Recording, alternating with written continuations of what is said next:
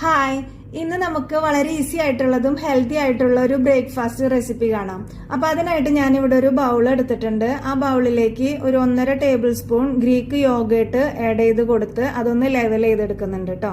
അതിനുശേഷം അതിൽ കുറച്ച് ആപ്പിള് കട്ട് ചെയ്തതും പിന്നെ പഴം കട്ട് ചെയ്തതും ഇട്ട് അതും ഒന്ന് ലെവൽ ചെയ്തെടുക്കുന്നുണ്ട്. നമ്മളിതിങ്ങനെ ലെയർ ആയിട്ട് ഇട്ടിട്ടാണ് ഇത് റെഡിയാക്കുന്നത് കേട്ടോ. പഴം നമുക്ക് ഇഷ്ടമുള്ളത് എടുക്കാം. റോബസ്റ്റ പഴമോ നേന്ത്രപ്പഴമോ ഏത് വേണമെങ്കിലും എടുക്കാം. ഞാനിവിടെ എടുത്തിരിക്കുന്നത് റോബസ്റ്റ പഴമാണ് കേട്ടോ. പിന്നെ ഇത് കുറച്ച് സീഡ്സിന്റെ ഒരു പൗഡറാണ്. ഫ്ലാക്സ് സീഡും സൺഫ്ലവർ സീഡും പംകിൻ സീഡും ചിയ സീഡും ഒക്കെ ഉള്ള ഒരു പൗഡറാണ് കേട്ടോ. അതൊരു 1.5 ടീസ്പൂൺ ഞാൻ ആഡ് ചെയ്ത് കൊടുക്കുന്നുണ്ട്. അതിനുശേഷം വീണ്ടും ഇതുപോലെ തന്നെ ഗ്രീക്ക് യോഗട്ടും ആപ്പിളും പഴവും വീണ്ടും ആ പൗഡർ ഒരു 1.5 ടീസ്പൂൺ ഇട്ടിട്ട് നമ്മളൊന്നും കൂടെ ഒന്ന് ലെയർ ചെയ്തെടുക്കാം. ഇതിങ്ങനെ ലെയർ ചെയ്തെടുത്തതിന് ശേഷം അതിന്റെ മുകളിൽ ഞാനൊരു 3 ടേബിൾ സ്പൂൺ ഗ്രാനോല ഇട്ട് കൊടുക്കുന്നുണ്ട് കേട്ടോ.